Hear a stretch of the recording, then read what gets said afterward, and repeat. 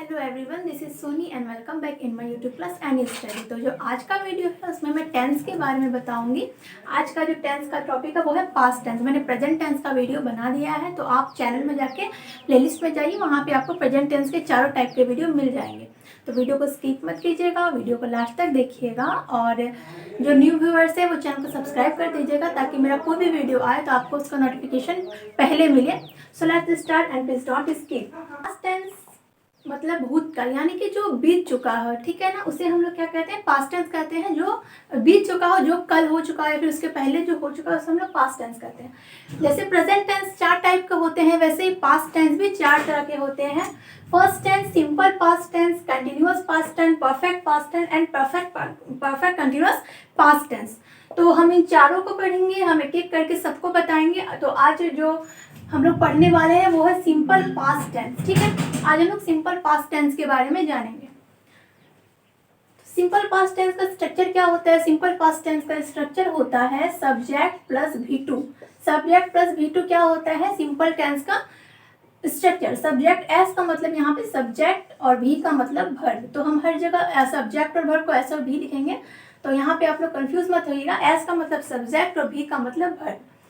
अब यहाँ पे हम कैसे जानेंगे कि हिंदी वाला सेंटेंस पास्ट टेंस है या फिर फ्यूचर टेंस है फिर प्रेजेंट टेंस है? तो सिंपल पास्ट टेंस के लास्ट में हिंदी में हमेशा क्या रहता है? तो हिंदी में रहेगा या, ता, था, ए, आ। ये सब सिंपल पास्ट के हिंदी वाले सेंटेंस के लास्ट में रहेगा। इससे हम लोग जानेंगे कि ये सेंटेंस सिंपल पास्ट है या फिर प्रेजेंट टेंस है या फिर फ्यूचर टेंस है। तो इसके लास्ट में ये रहता है। तो अभी हम लोग पहले स्ट्रक्चर को जान लेते हैं, क्योंकि बहुत कोई ने कहा कि हमें स्ट्रक्चर में ज़्यादा अच्छा लगता है जानना। तो पहले हम स्ट्रक्चर लिख देते हैं, उसके बाद हम एक एक करके सबको बताएंगे। तो सिंपल पास्ट टेंस का 4 स्ट्रक्चर होता है। पहला सिंपल पॉजिटिव स्ट्रक्चर में क्या होता है? तो सिंपल पॉजिटिव स्ट्रक्चर हो तो सब्जेक्ट प्लस V2। अगर सिंपल में नेगेटिव हो, यानी कि नहीं वाला, ठीक है, नहीं वाला सेंटेंस हो, तो क्या होता है स्ट्रक्चर? तो subject plus did plus verb 1 plus object. आप यहाँ भी ऑब्जेक्ट प्लस कर लीजिए, ऑब्जेक्ट। ये कब होता है? जब नॉट वाला सेंटेंस हो तब हम लोग डिड लगाएंगे। जैसे कि हमने प्रेजेंट टेंस में बताया था ना, प्रेजेंट टेंस में, प्रेजेंट इंडेफिनिट टेंस में जब हेल्पिंग वर्ब की जरूरत है, क्योंकि हम क्या जानते हैं कि जो नॉट होता है, जो नॉट होता है वो कभी भी अकेले नहीं होता, उसको हमेशा एक हेल्पिंग वर्ब का रिक्वायरमेंट होता है। तो इसी तरह जिस तरह प्रेजेंट टेंस में हम लोग इंडेफिनिट वाले टाइप में डू और डज का यूज करते हैं प्रेजेंट टेंस के लिए, उसी तरह हम लोग पास्ट टेंस में जब हेल्पिंग वर्ब ना हो और ऐसे क्वेश्चन हो जहाँ पे हमें हेल्पिंग वर्ब रिक्वायर्ड हो, वैसे क्वेश्चन में हम लोग डिड का यूज करते हैं। और ये सिर्फ सिंपल पास्ट में यूज होता है। जिस तरह सिंपल प्रेजेंट इंडिफिनिट में सिर्फ डू और डज का यूज करेंगे नेगेटिव वाले सेंस में या फिर जहाँ भी हेल्पिंग वर्ब जरूरत हो, इसी तरह पास्ट टेंस में भी हम लोग डिड का यूज करेंगे जब हम लोगों को हेल्पिंग वर्ब रिक्वायरमेंट हो, ठीक है। तो हम लोग किसका यूज करेंगे? डिड का यूज करेंगे। और हम लोग को क्या याद रखना है कि डू, डज और डिड सभी जो वर्ब लेंगे वो फर्स्ट वाला फॉर्म ही लेंगे, चाहे सब्जेक्ट प्लूरल हो चाहे सब्जेक्ट सिंगुलर हो। डू, डज और डिड के बाद हमेशा वो अपने साथ वर्ब के फर्स्ट वाले फॉर्म को ही लेते हैं, ठीक है। तो यहाँ पे subject plus did plus verb 1 plus object. Third होता है इंट्रोगेटिव। इंटरोगेटिव यानी कि प्रश्नवाचक चिन्ह। इंट्रोगेटिव में भी 2 टाइप्स के क्वेश्चन आते हैं। एक होते हैं यस नो वाले और एक होते हैं रीजन वाले। यस नो कहने का मतलब है कि अगर हम आपसे कुछ क्वेश्चन कर रहे हैं और आप सिर्फ या तो यस बोलिएगा या तो आप नो बोलिएगा, वैसे वाले स्ट्रक्चर को हमने यस नो स्ट्रक्चर नाम दिया है। और जिसमें आप कोई रीजन बताइएगा, वैसे वाले स्ट्रक्चर को मैंने रीजन वाला स्ट्रक्चर नाम दिया है। इससे क्या होता है ना कि थोड़ा सा उस चीज़ को जानने में आसानी होता है। जैसे कि हम आपसे पूछेंगे कि क्या आपने पढ़ा, ठीक है, हमने आपसे पूछा कि क्या आपने पढ़ा, तो आप क्या बोलोगे? यस और नो। अदरवाइज कुछ तो ऐसा नहीं बोलोगे कि मैंने ये पढ़ा मैंने वो पढ़ा, क्योंकि हम जब आपसे रीजन पूछेंगे तब आप बताओगे। लेकिन जब मैंने बोला कि आपने क्या पढ़ा, तो सॉरी मतलब आपने क्या आपने पढ़ा, तो आप या तो यस बोलोगे, अब या तो नो बोलोगे, कोई रीजन नहीं दोगे। जब हम बोलेंगे कि आपने क्या पढ़ा, ठीक है, आपने क्या पढ़ा। तो आप कुछ भी सब्जेक्ट का नाम बताओगे, आप ग्रामर, आपने ग्रामर पढ़ा, मैथ पढ़ा, संस्कृत पढ़ा, जीके पढ़ा, कुछ भी पढ़ा, आप वहाँ पे रीजन दोगे। तो इसीलिए मैंने इंट्रोगेटिव वाले सेंटेंस को 2 टाइप्स में डिवाइड कर दिया, एक यस नो और एक रीजन। यस नो का जो स्ट्रक्चर होता है उसमें पहले helping verb, then subject, then V1, then object, then question mark. Interrogative sentence में क्वेश्चन मार्क तो बहुत इंपॉर्टेंट है। क्वेश्चन मार्क नहीं है तो हम कैसे जानेंगे वो इंट्रोगेटिव है या नहीं है। तो अगर हम कभी सेंटेंस बनाते भी है इंट्रोगेटिव वाला तो वहाँ पे प्रश्नवाचक चिन्ह जरूर दीजिएगा, नहीं तो आपका सेंटेंस सही होके भी गलत हो जाएगा, ठीक है। और जब रीजन वाला बात है, यहाँ पे जब देखिए हेल्पिंग वर्ब का मतलब अगर हम सिंपल पास्ट का यूज कर रहे हैं तो हेल्पिंग वर्ब के रूप में हम लोग डिड का यूज करेंगे, क्योंकि सबका हेल्पिंग वर्ब अलग अलग होता है, ठीक है ना। तो ये जो डिड है, ये डिड जो है सिंपल पास्ट के लिए, ठीक है, ये डिड सिंपल पास्ट के लिए है, क्योंकि जितने भी टेंस होते हैं, जितने भी टाइप होते हैं, सबके हेल्पिंग वर्ब अलग अलग होते हैं। तो सिंपल पास्ट के लिए हेल्पिंग वर्ब क्या होता है, सिंपल पास्ट के लिए हेल्पिंग वर्ब जो होगा वो हम लोग डिड का यूज करेंगे। अगर रीजन वाला बात हो, जहां पे आप कोई रीजन दे रहे हो, ठीक है, कि हाँ आपने ये किया, आपने वो किया, तो क्या होता है, तो WH plus helping verb plus subject plus V1 plus object then question mark. तो यहाँ पे हेल्पिंग वर्ब के पहले क्या रहेगा, WH रहेगा। कब, जब आप कोई रीजन बता रहे हो। और यहाँ पे डायरेक्ट हेल्पिंग वर्ब से स्टार्ट हुआ कब, जब आप यस और नो बोल रहे हो, ठीक है।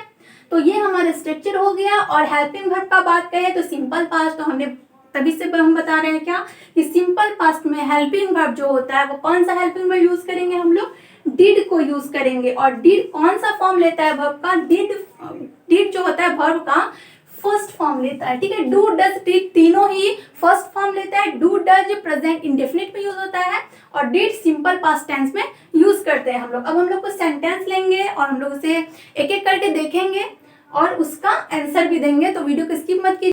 तो यहाँ पे मैंने 3 सेंटेंस लिया है। राम ने एक आम खाया, वे लोग स्कूल गए, हम लोगों ने यह किताब पढ़ लिया। यहाँ पे 3 सेंटेंस है, बट हम लोग यहाँ पे 3 सेंटेंस से हर टाइप के टेंस को क्लियर करेंगे, मतलब हर टाइप के सिंपल पास्ट टेंस के सारे जितने भी इंट्रोगेटिव होते हैं, नेगेटिव होते हैं, पॉजिटिव होते हैं, सबको क्लियर करेंगे, ठीक है। तो स्टार्ट करते हैं हम लोग। राम ने एक आम खाया। तो सबसे पहले हम लोग यहाँ पे क्लियर हो जाते हैं कि सब्जेक्ट कौन सा, ऑब्जेक्ट कौन सा और वर्ब कौन सा है, ठीक है। तो सबसे पहले कि हम इसे कैसे पहचानेंगे कि टेंस कौन सा है, तो हमने यहाँ पे क्या देखा ना कि लास्ट में है खाया का या, और हम लोग क्या जानते हैं कि लास्ट में या रहेगा तो वो कौन सा टेंस होता है, वो होता है सिंपल पास्ट टेंस, ठीक है। Simple past tense, simple past tense का स्ट्रक्चर क्या होता है, सिंपल पास्ट टेंस का स्ट्रक्चर होता है सब्जेक्ट प्लस वर्ब टू।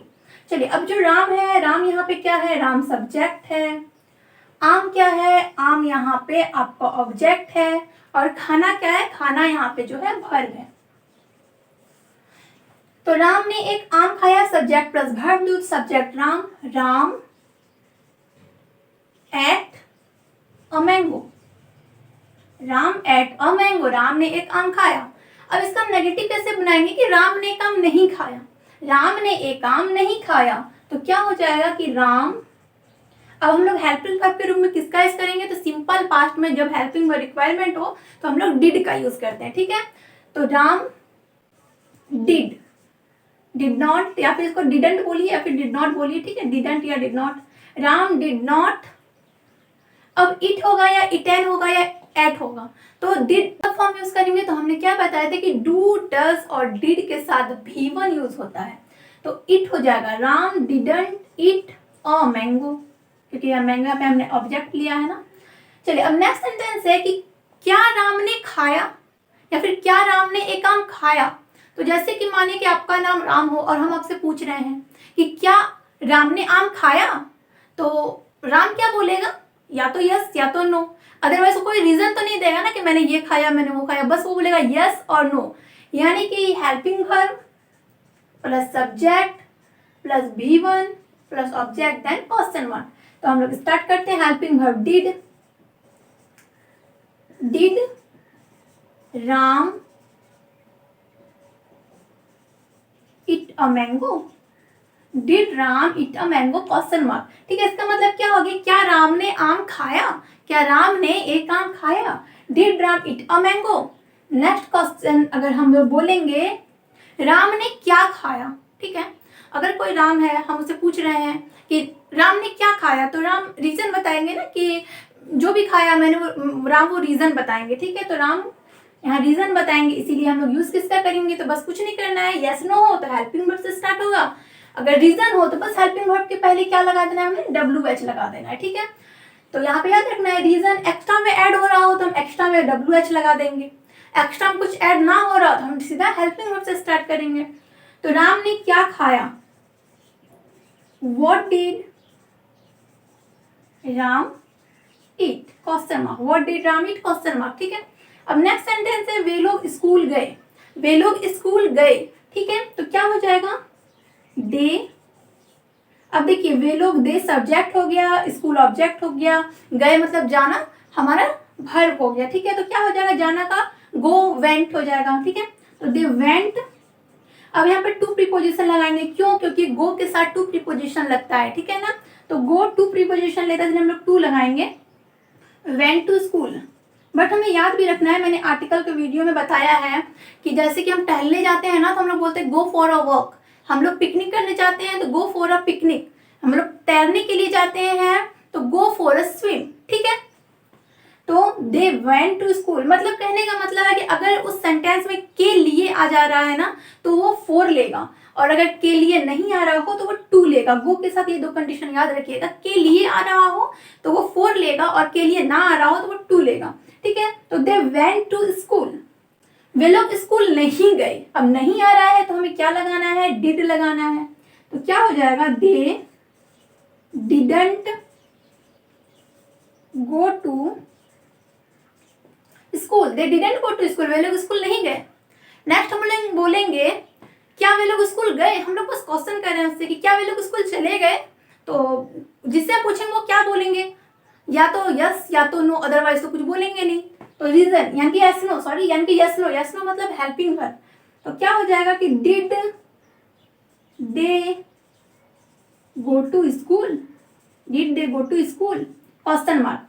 अगर हम नेक्स्ट बोलेंगे कि वे लोग स्कूल क्यों नहीं गए, अब हम यहाँ पे नहीं को ले आए, ठीक है, क्योंकि इंट्रोगेटिव में भी होता है नॉट लेके, ठीक है। ऐसा नहीं होता कि इंट्रोगेटिव में नॉट नहीं बोल सकते हैं, आप इंट्रोगेटिव में भी नॉट लगा सकते हैं। तो जैसे कि हम लोग बोलेंगे कि मानिए कोई स्कूल नहीं गया हो तो हम लोग उससे क्वेश्चन करेंगे कि वे लोग स्कूल क्यों नहीं गए, तो वहां पे वो कुछ रीजन देंगे कि या तो उसका तबियत खराब होगा, या तो कुछ काम पड़ गया होगा, या फिर घर में कोई गेस्ट आ गए होंगे, ठीक है। तो अक्सर हम लोग यही रीजन बनाते हैं ना जब हम लोग को स्कूल नहीं जाना होता था बचपन में, ठीक है ना। तो वे लोग स्कूल क्यों नहीं गए, तो वहां पे वो रीजन देंगे बच्चे, तो रीजन देंगे तो WH, क्योंकि देखिए जब कुछ एक्स्ट्रा आ रहा हो, रीजन आ रहा हो, तो हम लोग एक्स्ट्रा में बस WH लगा देंगे, एक्स्ट्रा ना आ रहा हो तो हम लोग हेल्पिंग वर्ब से स्टार्ट करेंगे। तो क्या हो जाएगा, why did they not go to school. आप लोग इसे ना दो तरीके से बना सकते हैं, एक तो why did they not go to school, यानी कि डिड और नॉट के बीच में सब्जेक्ट को ला देना, और एक आप कैसे यूज कर सकते हैं कि why didn't they go to school, ठीक है। तो आप लोग दोनों तरीके से याद कर सकते हैं, मतलब बना सकते हैं उसे कि अगर आपको डिड नॉट एक साथ यूज करना है तो why didn't they go to school, और अगर आपको डिड नॉट के बीच में सब्जेक्ट लाना हो तो why did they not go to school. तो ये हो गए वे लोग स्कूल गए थे। लास्ट सेंटेंस है कि हम लोगों ने यह किताब पढ़ लिया, ठीक है, हम लोगों ने यह किताब पढ़ लिया। तो पढ़ना का क्या होता है, पढ़ना का होता है रीड। तो वी, अच्छा यहाँ पे ना बहुत कोई रीड, देखिए हम लोग रीड लिखते वही हैं, बट जैसे हम लोग V2 वाले फॉर्म में आते हैं ना तो इसका प्रोनाउंसिएशन चेंज हो जाता है, इसलिए लोग यहाँ पे रीड बोलेंगे, रीड नहीं बोलेंगे। अगर रीड बोलेंगे तो हमारे ये सेंटेंस प्रेजेंट इंडेफिनिट में आ जाएगा, ठीक है, प्रेजेंट इंडेफिनिट में आ जाएगा अगर हम इसे रीड बोलेंगे, क्योंकि देखिए रीड का सारा फॉर्म एक होता है, बट रीड रेड रीड पढ़ते हैं। तो जब आप पास्ट टेंस में इससे रीड को यूज कर रहे हैं तो वो रीड नहीं रेड कहलाएगा, ठीक है। तो वी रेड दिस बुक, हम लोगों ने यह किताब पढ़ लिया है। वी रेड दिस बुक, हम लोगों ने यह किताब पढ़ लिया है। हम लोगों ने यह किताब नहीं पढ़ा है, वी डिड नॉट। अब यहाँ पे ये रीड होगा कि रीड होगा, ये भी क्वेश्चन है। तो देखिए डिड क्या लेता है, डिड V1 लेता है, तो V1 लेता है तो रीड के फर्स्ट फॉर्म को हम लोग रीड ही पढ़ते हैं, ठीक है, लेकिन सेकेंड वाले फॉर्म को हम लोग रेड पढ़ते हैं, इसीलिए हम लोग we read this book, we didn't read this book. तो ये प्रोनाउंसिएशन बस आपको याद रखना है कि रीड आप लोग अगर वर्ब टू में यानी कि पास्ट में यूज कर रहे हो पॉजिटिव सेंटेंस में तो उसे हम लोग रेड बोलेंगे ना कि रीड बोलेंगे। और अगर आप डिड के साथ ही बोल रहे हो तो डिड के साथ रीड बोलेंगे ना कि रेड बोलेंगे। क्यों? क्योंकि डिड जो होता है V1 फॉर्म को लेता है और सिंपल पास्ट पॉजिटिव में V2 फॉर्म को लेता है। तो we read this book, we didn't read this book. ठीक है, हम लोगों ने यह किताब क्यों पढ़ा? हम लोगों ने यह किताब क्यों पढ़ा? रीजन है या फिर यस नो है? तो रीजन है, हम लोग कोई रीजन देंगे हम लोगों ने यह किताब क्यों नहीं पढ़ा। ठीक है, तो हम लोगों ने यह किताब क्यों पढ़ा? वाई डिड वी, अब यहाँ भी read, why did we read this book, why did we read this book, question mark. क्या हम लोगों ने यह किताब नहीं पढ़ा? क्या हम लोगों ने यह किताब नहीं पढ़ा?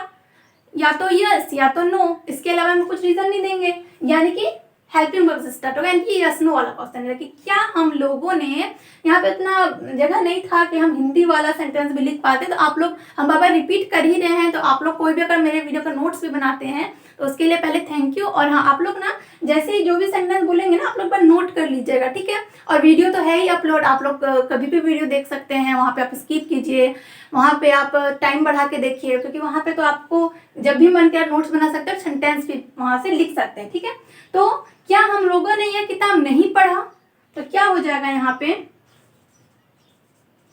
Didn't we read this book, didn't we read this book.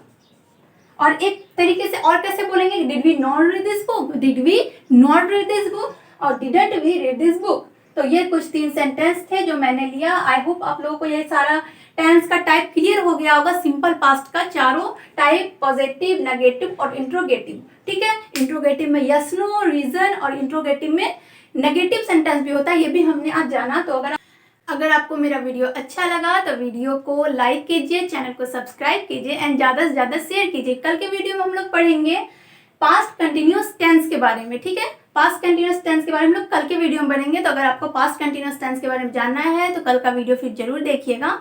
And thank you for watching.